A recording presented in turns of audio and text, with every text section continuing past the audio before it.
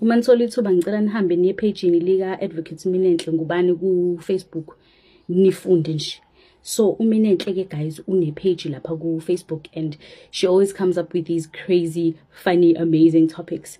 So i-topic ke asanda kuba nayo ukuthi ithi wake wathandana yini nomuntu othwele, wazi kanjani ukuthi uthwele?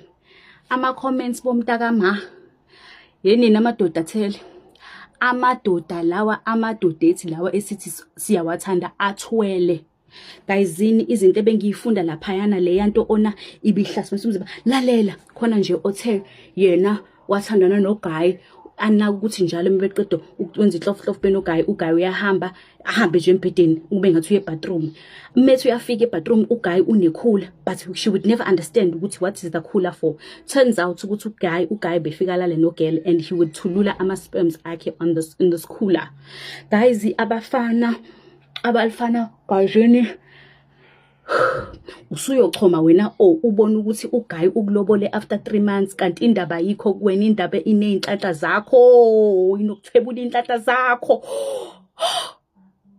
Guys, ama comments khona umunye othe nje uGuy ubemnika imali emenzela yonke into noma yini ayifunayo ubemenzela. Uthi uGuy angazi ngathi ube umuntu wamathenda, uthi njalo mene proposal noma meyo present or into kanjalo uGuy befika adlulekena amtshele engalenzi iphutha. Uma nje ezohamba eyohlangana nabantu laba abazom-awarda ezo present or noma yabona ubehlangana ubeqala bike kugel, uthi lapho ngixakeke phela ngoba phela asishadile. Uthi ugeli ke kube nje yileso simo nje, uthi hayi okay fine engipha nemali. Uthi the one thing the guy would never do was sleep with her.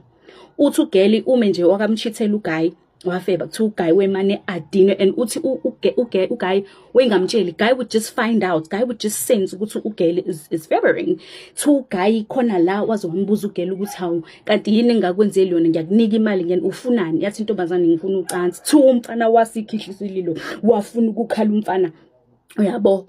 Kanti it turns out ukuthi uGuy usebenzisa zona inhlanhla zalogeli, hence the reason why umeyowenza ama projects, submit izinto aqala bike kulogeli. Abafana bathwele, ngithi kuwena yini ithemba lakho mongakhuleki? Guys, mongeke ukhulekise ukuthi ufuna impilo ende, mongeke ukhuleke ukhulekise ukuthi ufuna ukuba successful empilweni, mongeke ukhulekise ukuthi uzele nabantwana, you are praying for their protection. Mongeke ukhulekele lezo zinto, khulekela ke iprotection yakho ukuthi uNkulunkulu angakuhlanganisi nalemimoya emibi, abantu that have bad spirits, because the only thing engaba ihawu lethu singafika kulona, singafika phansi kwalo is God. Abafana bathwele, because akekho phela umfana uzofika kuwena athi ya kunjani swazi mina ngithwele. Yizwa leyo nto. And kuthiwa abanye babo they don't, abekho flesh, abekho yabona ukuthi yabo uzubone after a while ukuthi hayibo kanti lona his money, obviously now ke you wanna stay, yabo ubone ngoba umfana esethi 50k kuwena, esethi fwa entombazaneni 50k, kanti my darling he's paying you for services that you are rendering. Bafethu ngicela nikhuleke ukuthi ngoba umfana ngeke ongempela afike kuwena athi sawubona swazi unjani ngithwele. Yizwa leyo nto, uzokushela nje khuleka because ngiyakholwa ukuthi uma uhlala emkhulekweni akulula ukuthi lezinto lemimoya eminyama yabona. Khulekela ukuthi uma ngisho noma bekubona labo sathana, umethu uyakubona, umethu uyak-approach, kube khona umlilo nje, kube khona umlilo yabona okuzungezayo. Yabona melithi ungizungezile ngaphambili nasemuva, ubeka isandla sakhe guys yini ithemba lakho ungakhuleki umuntu wesimami, ukungene nje inkonzeni yokuzila ukudla, ungene ebhandeni ukuthi yabona namhlanje I'm praying against all attacks, whether they are physical, they are spiritual. Khuleka ngoba you don't know ukuthi what you are attracting. Yabona ukhulekele ngisho noma ke esek-approachile lo sathana omncane aka-approach wayithatha inamba yakho, kodwa umoya spirits khulume nawe, umoya ngcela ukhulume nawe ukutshela ukuthi no awuyilapha. Yebo yena muhle, yebo yena unemoto enhle, yebo yena uright ubukeka but awuyilapha. Yayizwa leyo nto. Futhi ungaquestion if umoya ngcela ekutshela ukuthi ungayilapho, don't go, listen to that voice.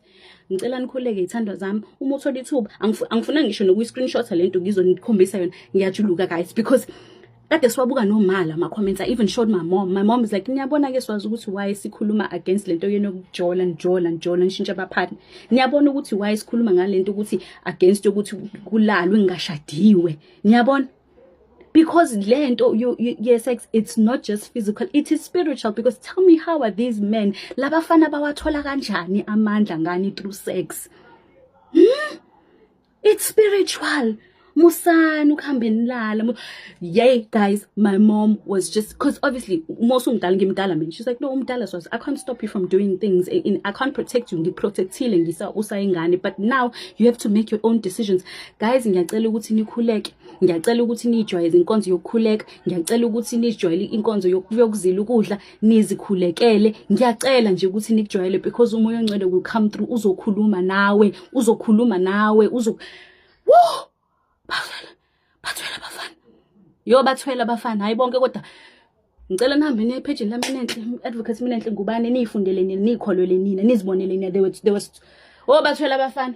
Uyibona futhi bona laba esibathandayo bathwele do.